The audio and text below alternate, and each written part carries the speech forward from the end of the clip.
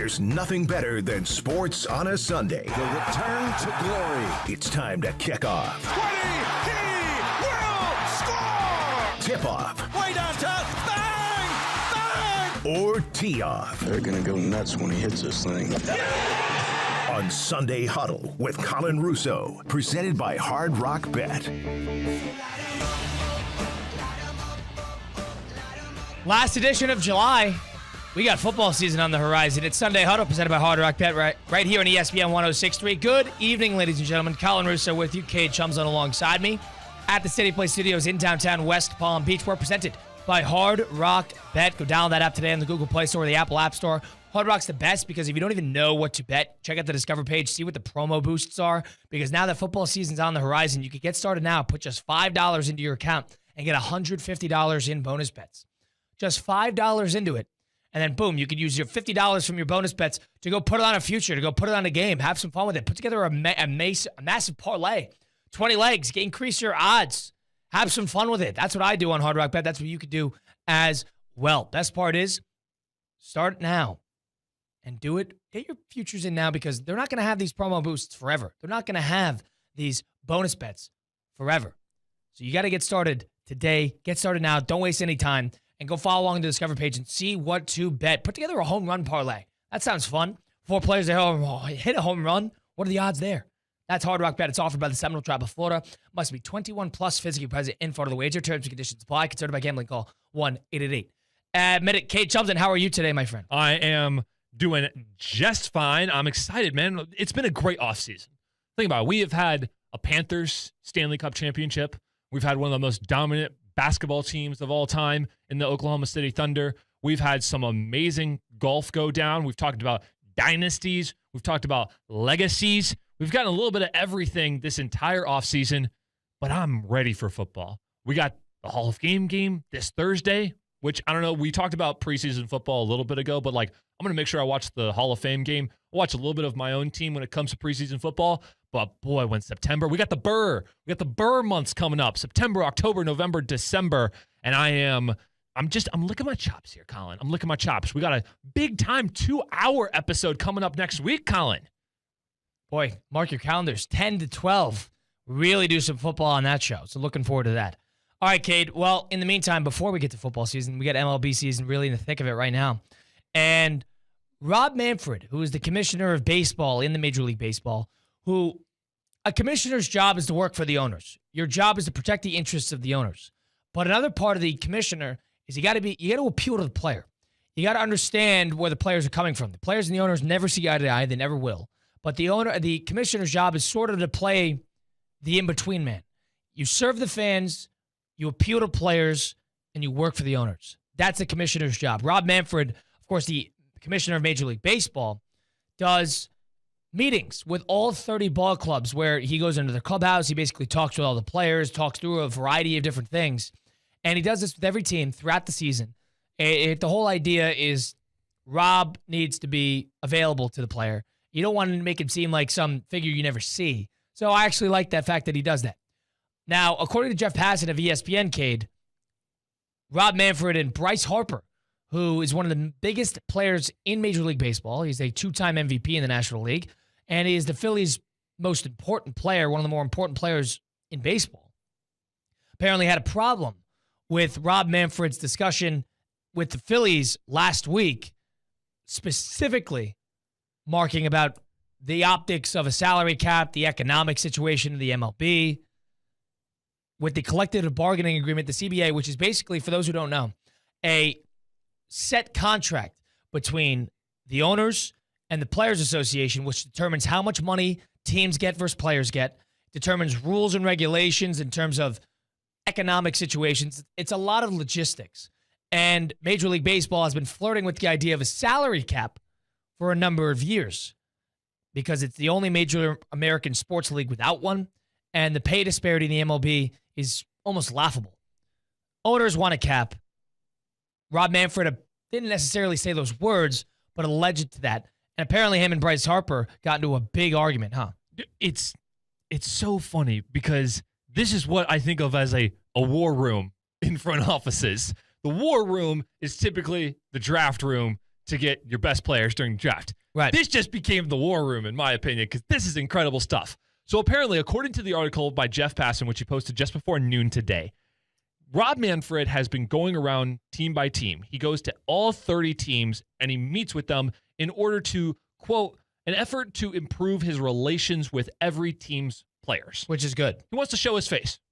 So he discusses, and I'm paraphrasing everything the article is saying. I'll get to some quotes in a second because they're legendary.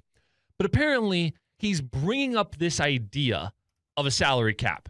And according to whatever source that Jeff Passan had from this meeting, Harper had been quiet the majority of the meeting, sitting in a chair, holding a bat. And then I'll quote the paragraph from here because this is the juicy part. Eventually, grew frustrated and said if MLB were to propose a cap and hold firm to it, players would, quote, are not scared to lose 162 games. Harper stood up, walked toward the middle of the room, faced up to Manfred and said, quote, if you want to speak about that, you can get the bleep out of our clubhouse. Wow. Whew. To which Manfred said he's not going to get the bleep out of here and said it's important to talk the threats to MLB's business and ways to grow the game. This is exciting stuff. Dare I say Manfred's completely right here. Manfred's completely right. What, the players don't want to talk about it? It's like an elephant in the room. It's almost like a talk to my lawyer situation. Talk to my lawyer. We're not going to discuss it because that's essentially what the Players Association is. It's, a bunch of lawyers fighting for their side and the lawyers fighting for the owner's side. But the fact that they don't even want to talk about it, and when the CBA expires in about a year and a half, what Manfred's trying to do right now is plant the seeds to avoid a lockout. He doesn't want you to miss games. He doesn't want 1994 to happen again. He doesn't want, 4 years ago when they did the new CBA, he doesn't want that to happen again. And the fact that that could happen, and the fact that that might happen, and the fact that the players don't even want to talk about it, in my opinion, is soft. Because this is exactly the whole reason that you have these conversations a year and a half ahead of time. Because this is where it's going. Everybody's talking about it. Everybody knows that it's heading this direction. My opinion, baseball needs a salary cap. But my opinion is not the whole source of the information. Baseball needs a salary cap. Bottom line, truth be told. But the idea that the players don't want to talk about it, hey, if you want to talk about it, you want to say those words like it's a bad word, like it's a bad omen. You want to say those words, get out of our clubhouse. What? No, we need to talk about this. I need to understand each clubhouse's feel on the situation. Because if Manfred asks the Marlins this question, or he asks the A's this question, and he asks the Phillies who like to spend money, you're going to get two different answers from two different crops of players, which is why it's interesting to bring it up. Yeah, Manfred talks to the Yankees. Of course the Yankees don't want a salary cap because Steinbrenner would open up the checkbook for anybody. Of course the Phillies are saying, no, we don't want a salary cap. What about the player who plays for the Marlins who wants to stay in Miami and play, but he realizes that the Marlins are not going to crack open the checkbook for him? Same thing for the A's. Guy who likes to play in Oakland. He wants to play in Oakland. Tarek Skubal, guy who wants to play in Detroit. The Tigers might not give him $400 million. Might be an open secret that he might leave to go to the biggest contract he could possibly find. The fact that the players don't want to talk about it is exactly the problem that baseball has. That disconnect that baseball has with the front offices, with the management, with infrastructure, with league office, and owners. You can't just do a talk to our lawyers moment because when December 2026 hits and that new CBA starts to get negotiated and it takes us 6 months to reach a common ground, then we're going to be wondering, oh, well, this was avoidable, right? It was avoidable. You had to have these conversations at least ahead of time. They're not doing that. Whether you agree with the salary cap or not, Cade, the fact that the players, or at least Bryce Harper, who I'm assuming can speak for the players of the Phillies, the fact that you didn't want to talk about it, in my opinion, it's a bad look. In my opinion, that's going to bite them in the fanny when you get to 18 months from now. That's the bottom line. No, 100%. It's a bad look on the players. It's a bad look on Bryce Harper. But I think it's a fantastic look on Rob Manfred. Talk about a commissioner who's gone through hell and back as a commissioner, going through every single possible type of player relationship conundrum that he's had to go through and all the flack he's had to go through. And I've been on that bandwagon of criticizing this man. The fact that he stood up to arguably one of the physically biggest and polarizing, big personality player. And he said, I'm not going to do what you tell me to do. We need to talk about this. Not, I want to make a decision and you're not going to tell me what to do. Literally just standing up to the man and saying no to you. Let's talk about this like civilized human beings, Bryce Harper. Right? Like this is a great look for Rob Manfred. I 100% agree with you when it comes to the salary cap issue. All of these guys, it is the joke of the town that Paul Skeens is going to go to the New York Yankees. And the fact that you know that 5 years before he even has a chance to do that. That's boring. That's boring baseball. We're going to just sit and wait until the World Series comes around and we get Dodgers-Yankees, which I know it just happened, but from the way it looks, we're going to get that a lot more. Or it's Yankees-Mets, or it's some other massive market team like the Phillies, like the Cubs, like the Dodgers, who are all leading their divisions. You've got the Astros. You've got, now the Tigers, the AL Central is always different, but then you've got the Yankees and Blue Jays who are making a great run right now. It's all the same teams, Colin. We honestly, in the relative space of adults, you and I have not been on this earth very long. When's a time where you can't remember the Yankees, Dodgers, or some of these other teams not being relevant? I mean, yeah, the Yankees. When has it been flipped? Yeah, they've been a bit above 500 since 1992. Here's the bottom line. That's 35 years. That's it. Do we think that's a coincidence? Probably not. Yeah. Do you think that maybe, help me out here, the name of the Pittsburgh Pirates owner who doesn't like to spend money? Oh, yeah, I don't know this guy's name. Okay. I don't know his name. Historically, the Pittsburgh Pirates don't spend money. Why? Because what if they did? No big deal. Players are going to get stolen anyways. What if other teams would want to get to that salary cap if there was a salary cap to get to? They're fighting an impossible battle because there's a number that's so ridiculously high they don't have a prayer for, so they don't even try. Right. If there is a limit now, if there's a summit to this mountain that they can actually see, maybe other teams are already there. But the teams that aren't there now can see a finish line and they'll go and try to get there themselves. Baseball can think reflectively here because they just had a Dodgers-Yankees World Series with two of the biggest stars in American sports, highlighting the focal point of it, and then ESPN pulled their contract. ESPN pulled the MLBs. They don't want to pay the money to stream the rights, stream the games. They don't want to do that. So, all right, Rob Manfred thinks, okay, well, ESPN clearly thinks that the MLB doesn't resonate with the younger audience as well. All right, well, let's think about to why. Yeah, is baseball a slower game? All right, well, we did the pitch clock. That has dramatically improved baseball. All right, well, there's not enough offense. All right, well, you got rid of the sticky stuff. No more pitcher domination. All right, that's helped. Baseball is a historic game. How do we fix this? Oh, well, there's 3 total teams that spend big-time money, maybe 6 if you really wanted to expand it, and the rest don't. The Giants spend money, the Blue Jays spend money, the Yankees and the Mets spend money, the Dodgers spend money. What, maybe a little Houston, Chicago, Texas Rangers, Atlanta maybe, a little bit? Atlanta's cheap. The fact that I could tell you everybody who is in the running for big-time free agents is the problem with baseball. Kate is 100% right. It is not saying that the usual suspects win every year because it's not the case. Baseball, the game itself lends itself to parity, but the fact is the rosters don't lend themselves to parity, and that's how you tune fans out. How does the local fan supposed to think? How is a Pittsburgh Pirate fan supposed to think? They've had 2 winning seasons in the last 30 years. They got the biggest young star in the MLB, and we're already talking about him leaving.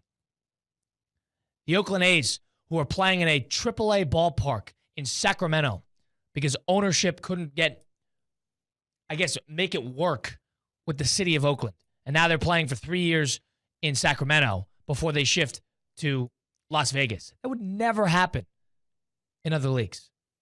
Not to that level. The fact that this can happen only in baseball is why people are tuning it out. The small market, you're isolated as a small market fan. You're isolated. You got to hope that they have excellent prospects. You got to hope that those guys get called up early. You got to hope that you capitalize on your window. If not, you're going to sell. You're going to let these guys walk. You're going to trade them away. And we damn well know that you can't outspend the big-time players. You can't. You know that.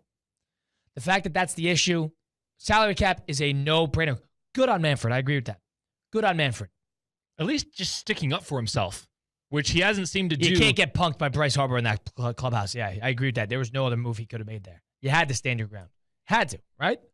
Had to. And he's had a history of not. Yeah. And so the fact that he did in these times when you have Jeff Passan who's going to break this story the moment it happens, then it's a great look on Rob Manfred. Yeah, baseball's got to think reflectively here about how they want to play the next 18 months. Because if they want to avoid a major lockout, a salary cap lockout is going to be pretty intense. My assumption, you're not going to see baseball before June in 2027. Not going to see baseball before June. That's my initial read. Now, I will say this. Football, all of the players are in the NFL. Baseball, the players are in minor league farm places. Right.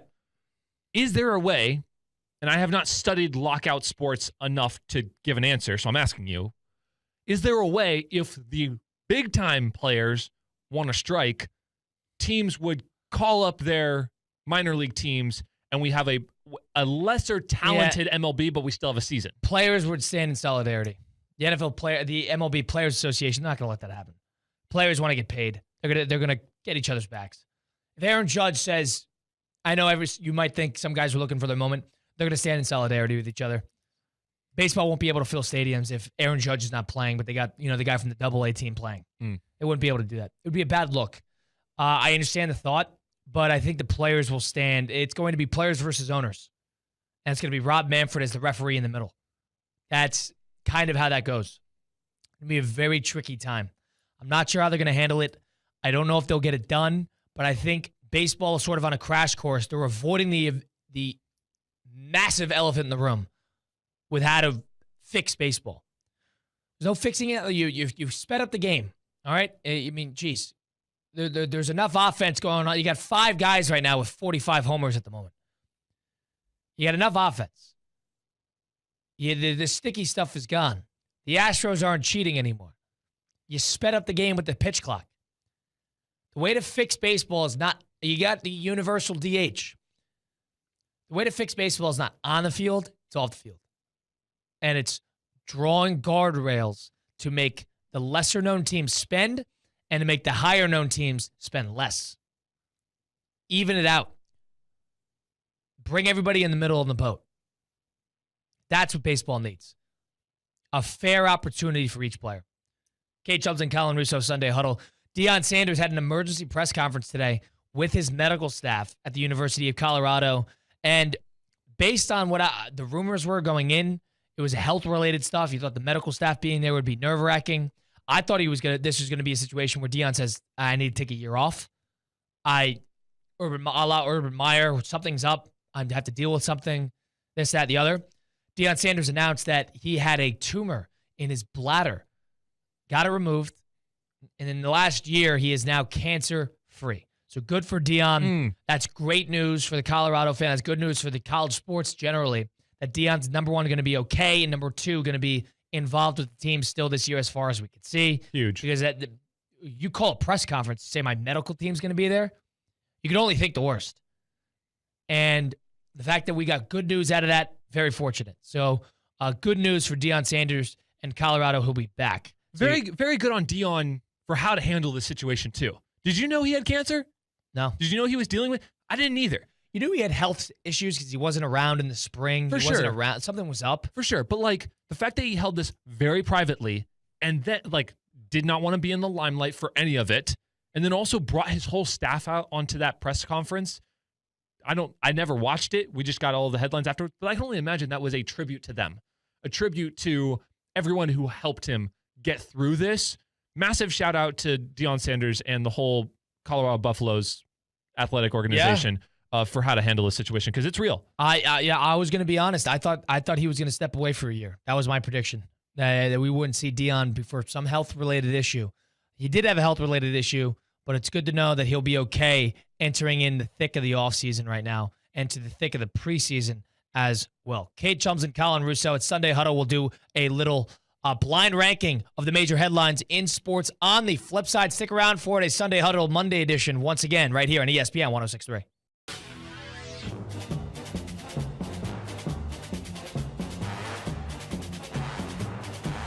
near left, H2 chip, double drag, goes, halfback balloon, dummy spot call, hard 3. This is Sunday Huddle with Colin Russo, presented by Hard Rock Bet. Sunday Huddle rolling on here on ESPN 106.3. Colin Russo, Kate Chumson with you at the City Place Studios in downtown West Palm Beach. You heard it, the Anajar and Levine Accident Attorney Studios. If you've been in a car accident, truck accident, suffered a slip and fall, my friends Mark Anajar and Glenn Levine at Anajar and Levine Accident Attorneys, the type to fight for you. They don't charge you unless you win. They work tirelessly to get you the maximum compensation that you deserve. Don't settle for just any attorney. Demand Anajar and Levine today, because that's the Anajar and Levine difference. All it takes is one phone call. Take back control of your life. Don't wait. Call for that free consultation today. That's 1-800-747-FREE. 1-800-747-3733. Take back control now with Anajar and Levine. Well, Cade, it's time for us to blind rank our headlines. You got 5 for us today? I do, and I'm very excited about them. I've nailed these. You have. The 3 times that we've done this, I think I'm 3 for 3. You're on a streak, but I'm expanding now the world of headlines. I'm going to get a little bit maybe out of your comfort zone for this one. Let's start things off with what could be the biggest media in general headline of the weekend. Happy Gilmore 2 was officially released on Friday, exclusively on Netflix. The long-anticipated sequel features over 70 cameos from actors and athletes. Your thoughts on Happy Gilmore 2? So, admittedly, I have not watched the full movie yet. I watched the first hour, so I got enough of a feel of what this type of movie is going to be. My initial thoughts, this is going to be I'm between 3 and 2. I'm going to go with number 3. This is number 3 on my list. Happy Gilmore 2. I mean, the movie stunk, if you want to talk about it from a critical standpoint. But what are you expecting? It's Happy Gilmore. It was Happy Gilmore 1, so it's a cult classic. It's not The Godfather. It's a cult classic. I watched the first hour. It's, a couple mindless laughs. It's got a little bit of a Sandler vibe to it. I think they nailed the kids. The kids are so funny. Adam Sandler's kids in the movie, I think those guys are great. The 4 meatheads, like that I actually really like. But everything else about the movie is pretty forgettable. And I got an hour left. But I like all the golfers in it. They got Travis Kelce, they got Bad Bunny. They got all these people that you don't really care about. They're just there to be like, oh, look. Other than that, it's Happy Gilmore releasing straight to Netflix. If you expected The Godfather, that's on you. This is number 3. Yeah, I'm not a huge fan of Sandler movies in general. So, did you like Happy Gilmore? No, I never watched it. That's what I'm saying. You've never seen Happy Gilmore? I don't watch Adam Sandler. I don't like Happy Gilmore is a good movie. I think you'd enjoy that. Okay, here we go. The second headline for you. Lionel Messi was suspended for 1 game following his refusal to compete in the MLS All-Star Game.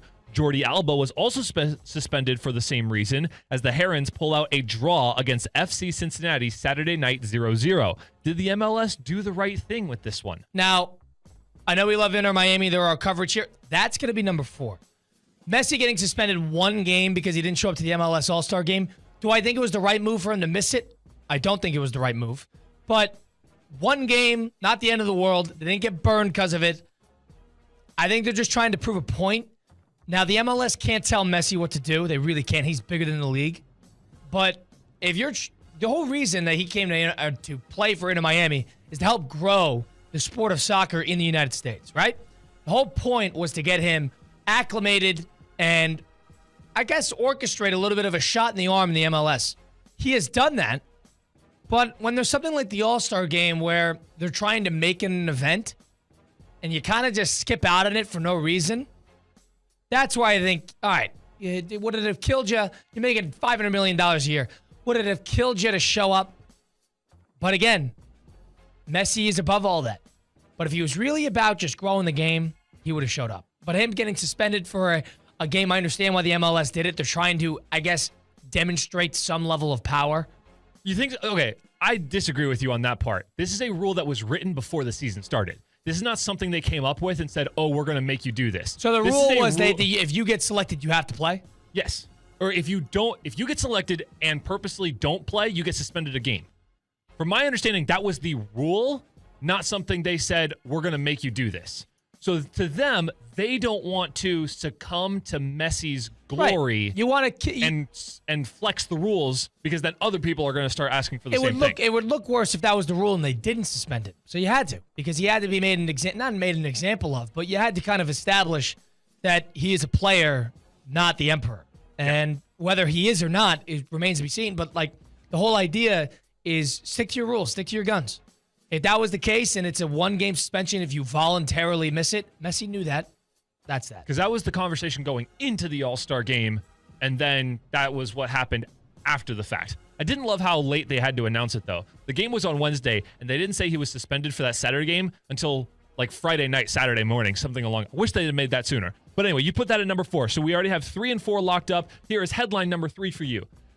The Madden 26 99 Club was just announced this morning. The club consists of Lane Johnson, Lamar Jackson, Jamar Chase, Saquon Barkley, Justin Jefferson, Josh Allen, and Myles Garrett. It's the largest 99 club since Madden 19, and nobody on this year's list was featured on last year's list. Your thoughts on the Madden 99 Club? This is number 5. Who cares? Number 1. Number 2, Madden 99 Club. Lane Johnson's a surprising one. I mean, I know he's a Hall of Famer. We know that. But, like, Penei Sewell popped into mind. Hey, Tristan Wirfs. What? Point being, I'm sitting there thinking, all right, if they're going to change it year by year, and they got 9 guys in there, all right, well, they're all 99 level overall caliber players. Okay. How EA and video game companies determine who's 99 should have no impact on anybody's lives. Really shouldn't. Really shouldn't. I'm okay with this. It makes sense. All players you listed getting their 99 all made sense. That's it. This is number 5. I love this for some of these players. This is Lamar Jackson's first 99 club.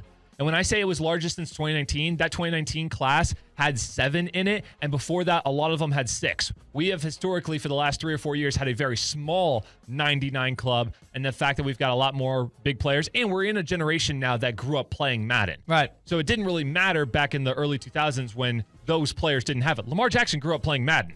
Some of these guys grew up playing Madden, and now they have the privilege of being on that club. I agree with you that it should be 5 on this headlines list. But, like, for some of these guys, full circle moments, I think it's pretty cool. For them specifically, absolutely. That's what you work for. That's what it's a big caliber moment, a big checklist moment for your career. But am I going to lose sleep because this guy got 99? No, of course you're not. No, I'm not. Of course you're not. All right, so you've already got 3, 4, and 5 Yeah, locked I'm in up trouble here. Go going ahead. into these last 2. Luka Doncic is on the cover of Men's Health. I repeat, Luka Doncic is on the cover of Men's Health. I'll say it one more time, Colin. Luka Doncic is on the cover of Men's Health. Colin, what is going on in LA? I love this because he didn't need to do this. Luka did not need to do this. This was almost a screw you guys to the people that criticized his health and his shape and whether he was in good basketball shape. And this is sort of all right, I'm coming. Gear up. LA Lakers, I'm going to be that best player that they're asking for. I love this. I don't know if this is number 1. This is number 2. This is number 2. I hate leaving number 1 to be last, but this is number 2. I actually like this because this is going to have major implications on one of the biggest franchises in the NBA, if not the biggest.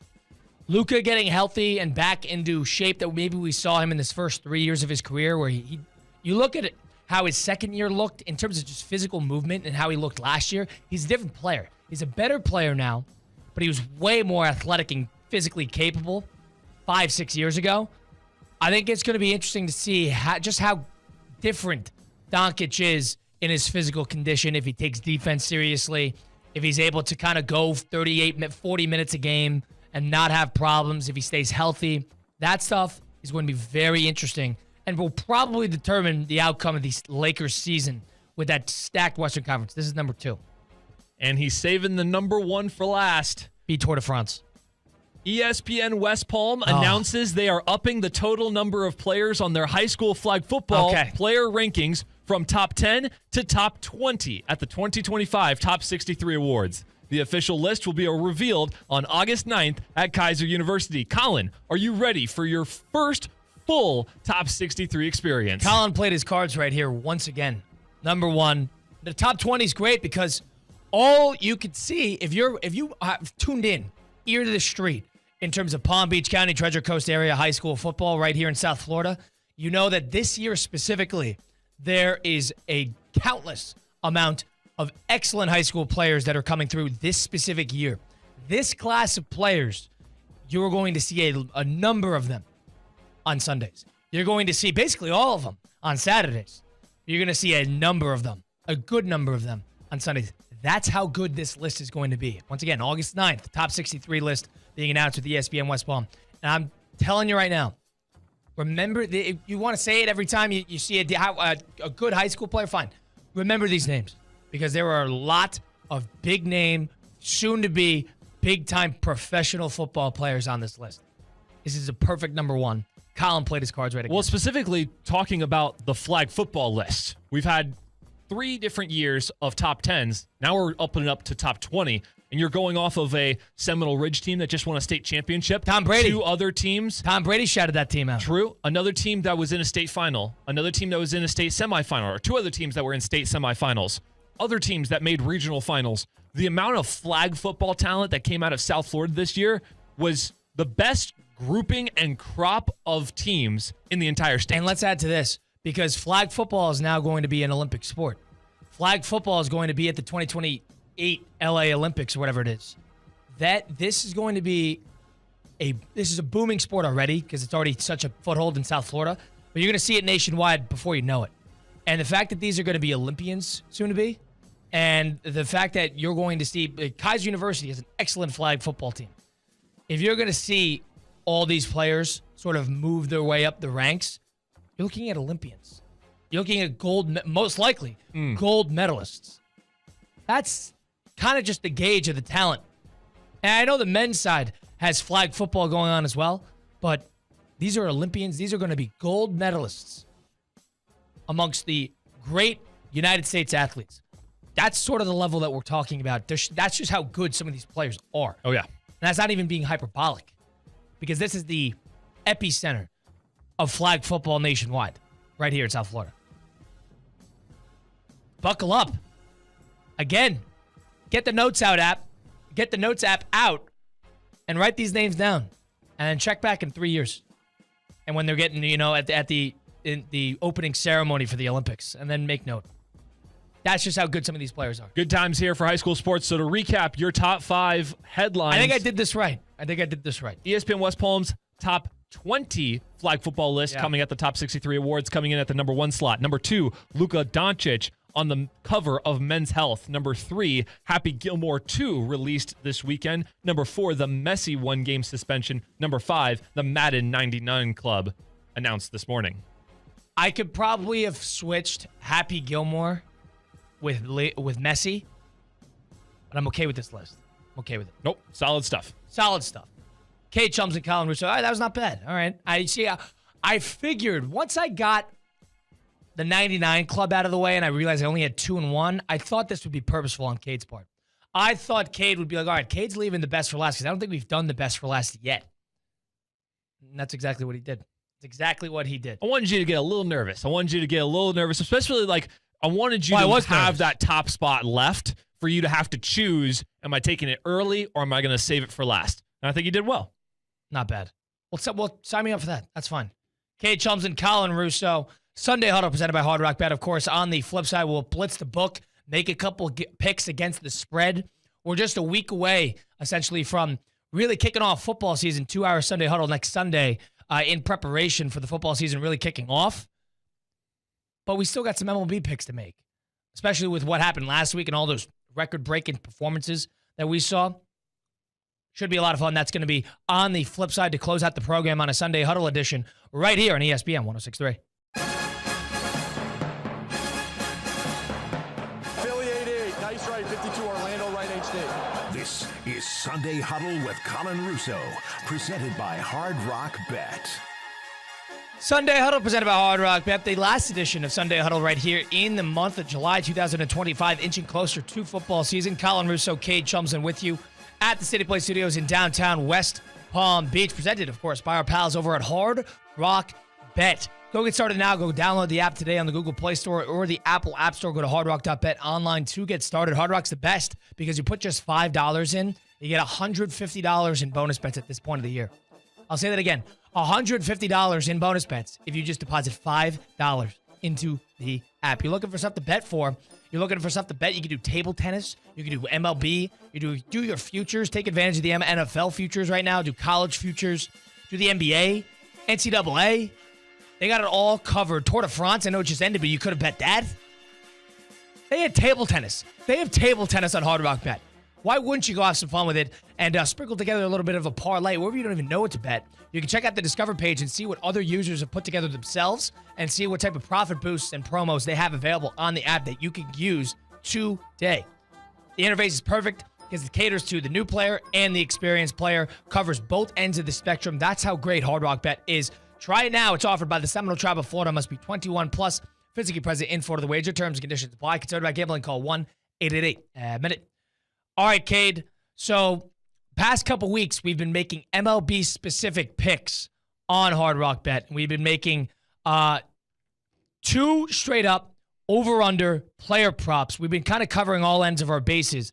And the past couple weeks, you have our actual standings, but me versus you. Yes, sir. We've been doing this now for the last month. We've been off and on, obviously, with the travel. We're back now. We're here for good, so we can get these things really dialed now. But of the 3 weeks we've done this, 4 picks each week. That's 12 total picks. Colin, you are a dead even 6-6 so far. Not great. You had a really good pick last week, though. You called a guy going for a home run at plus Eugenio 2. Suarez. He hit it. He did it.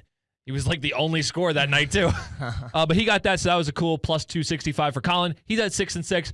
I got my first points last week. I'm 2-10. Wow. I went 0 for 4 my first 2 weeks. Oh, my God, Cade. So All right. I'm reeling things back in. I spent some time this morning to take care of business, so I have some picks already dialed up. Now, I said that last time I went 0 for 4, so I don't know at this point.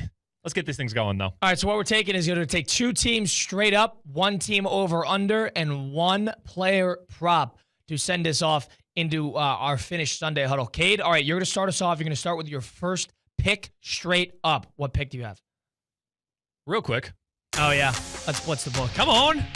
I got to get amped for this. All right, my first pick straight up. It's a battle of the NL Central. 2 of the top teams in the entire league. We got the Cubbies and the Brewers.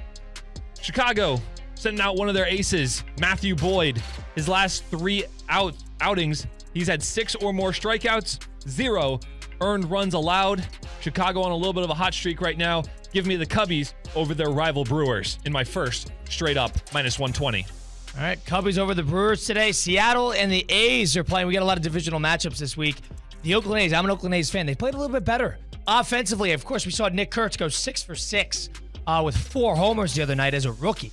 But offensively, they've had a lot of juice in the past couple days. I think they're going to continue this. They're at home. I know I'm putting air quotes if you can't see it. At home in Sacramento against the Seattle Mariners. They're plus 100. They got JP Sears in the mound going against Luis Castillo.